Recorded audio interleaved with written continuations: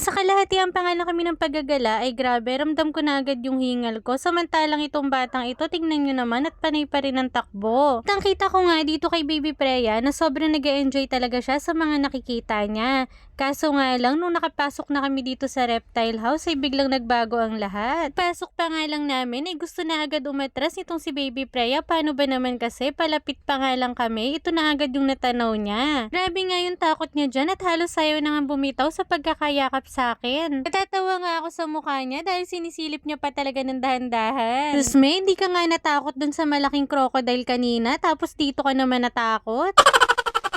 Bukod nga dun sa iguana, ay meron nga rin ditong sea turtle at sobrang cute nga dahil mapapanood mo talaga siya habang lumalangoy. Kaya nga lang ay hindi na nga ito na-enjoy ni Baby Freya. Paano ba naman kasi nasimula na kaagad ng takot kanina? Kaya naman lahat na nga lang nang nakita niya dito sa reptile house ay kinakatakutan niya na talaga. At after nga namin dyan ay lumipat naman kami rito sa kabila at nandito nga itong monitor lizard at saka meron ka rin makikita rito na dalawang sailfin lizard. At sa kasunod naman nga niyan ay dito mo na nga makikita itong albino python. Grabe, ang laki nga nito at hindi ko nga lang sure kung ito ba yung nakikita ko sa mga picture kung saan pinapahawakan nila sa mga tao. Meron kasing part dito sa Manila Zoo kung saan pwede ka nga magpa-picture habang hawak mo nga yung snake at ibang klase ng ibon. Kaso nga lang ay hindi na nga kami nakapagpa-picture doon dahil sobrang dami ng taong nakapila at dahil tanghali na nga kami nakapunta rito, feeling ko nga ay mauubos din yung oras namin. Ang entrance nga pala nila rito sa Manila Zoo ay 300 pesos per head pero kung residente ka nga ng Manila ay meron silang discount na 50% off at kailangan mo nga lang magpakita ng isang valid ID na naka-address dito sa Manila. Isa nga rin sa mga makikita mo rito itong red iguana pero karamihan nga ng display nila dito sa reptile house ay iba't ibang klase ng snake. Merong maliliit at meron din namang malalaki kagaya na nga lang nitong mga Burmese python na ito. Grabe, ang dami nga nila dyan. Nasa 7 ata sila dyan at sobrang lalaki talaga kaya naman kinikilabutan na talaga ako dito habang pinapanood ko sila. At hindi nga lang yan dahil marami pa nga rito sa kabila pero this time nga ay maliliit na nga lang yung mga nandito at medyo mahirap nga silang hanapin dahil yung kulay nila ay halos kapareho lang sa mga dahon na nandito. At ewan ko ba kahit kinikilabutan na nga ako dyan ay isa-isa ko pa rin talaga silang hinanap. At dahil napagod na nga kami sa pag-iikot ay eto nga at nakaramdam na talaga kami dyan ng gutom kaya naman naghanap-hanap na nga kami rito ng makakainan. Dito nga ay natanaw na nga namin itong food court, buti na nga lang ay meron na silang mga ganito dito sa loob ng Manila Zoo, kung hindi ay lalabas pa talaga kami para maghanap ng makakainan. 6 nga yung food stall dito pero 3 nga lang yung open nung time na ito kaya naman kung ano na nga lang yung meron sila dito ay yun na nga lang yung in-order namin. Kaso nga lang ay hindi nga kumakain si Baby Freya ng mga ito kaya naman puro biscuit nga lang yung kinain niya dyan pero bago naman kami umalis ng bahay ay kumain na din siya ng kanin. At pagkatapos nga namin kumain dyan ay nagpahinga lang kami ng saglit at pagkatapos ay nag-ikot-ikot na rin kami para masulit talaga namin itong araw na ito. At ang sunod naman nga namin na pinuntahan dito ay itong butterfly garden. Grabe, sobrang excited ko na talaga sa mga oras na ito dahil ito talaga yung pinakagusto kong makita dito sa Manila Zoo. At pagpasok pa nga lang namin dyan, ang unang bumungad agad sa amin itong Diana's Corner kung saan makikita mo itong napakagagandang butterfly art. Habang nagtitingin nga kami dyan ay tinanong ko na kaagad yung staff kung saan ba yung papunta dun sa mismong garden kasi excited na talaga akong makakita ng maraming butterfly. Kaso nga lang wala pa nga raw mga butterfly sa garden dahil ilang piraso pa nga lang daw sila at pinaparami pa lang. Kaya naman sobrang nalungkot talaga ako dahil ito nga lang yung nakita ko. Pero syempre hindi ko pa rin talaga pinalampas itong pagkakataon na ito na makapasok sa mismong garden. Pagpasok ko pa nga lang dyan ay nagulat talaga ako dahil grabe, napakaganda ng design at napaka-enchanting ng vibe. Kaya naman nai-imagine ko na lang talaga dyan kung gaano ito kaganda kapag marami ka ng mga butterfly na nakikitang lumilipad. At bukod nga sa magandang design nito ay mas lalo ko pa nga itong na-enjoy dahil maririnig mo talaga dito sa loob yung iba't ibang klase ng huni ng mga ibon.